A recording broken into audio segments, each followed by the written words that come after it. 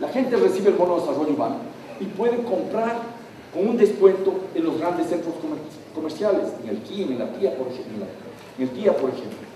Y eso termina llevando el dinero a los grandes grupos económicos que han sido los principales beneficiarios de este gobierno, lo decimos al margen. Y les dan un descuento en el programa socio-ahorro. ¿Qué decimos nosotros? No. Si la gente quiere comprar ahí, que lo siga comprando. Si quiere destinar para otras actividades, que lo haga. Total libertad.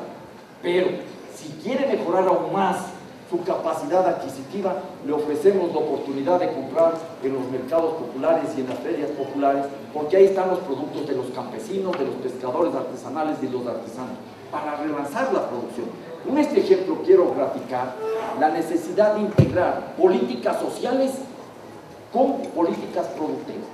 Hay el desayuno escolar, ¿ya?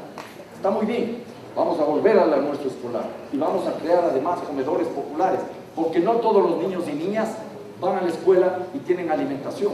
Y vemos cómo hay situaciones en las cuales los niños van a las escuelas y tienen la posibilidad de comer ahí el desayuno, y otros que no van a la escuela ven lo que los otros niños comen. Eso tiene que cambiar. Planteamos un programa hambre cero, y eso es un compromiso firme de la Unidad Plurinacional. ¿Qué planteamos en ese sentido? ¿Cómo vinculamos con lo productivo? Los alimentos tienen que venir para el desayuno, para el almuerzo escolares y para los comedores populares de la producción de los campesinos de cada uno de los cantones. Nuestro afán es favorecer la producción de los sectores más desprotegidos.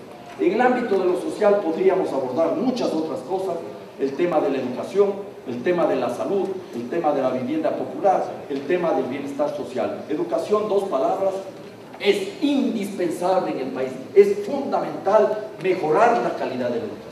Eso no puede sostenerse como hasta la actualidad. Tiene que mejorar en todo el país, pero no solo en las universidades. Eso tiene que mejorar en la educación secundaria, en la educación primaria, en la educación básica. Esa educación que tienen los niños de 0 a 5 años.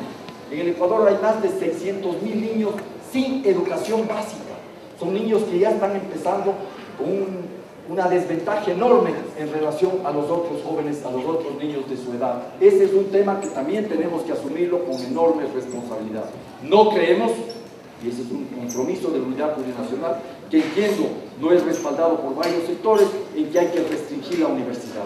Nosotros somos partidarios del libre ingreso a la universidad y mejorar la calidad de la educación. Entre otras cosas, le puedo hacer llegar al que quiera, tenemos un programa claramente elaborado de cómo hacer realidad otro derecho de la Constitución, el derecho establecido en el artículo 16, que dice que hay el derecho a acceder a las nuevas tecnologías. Eso es clave. Nosotros planteamos internet y computadoras para todos y para todas.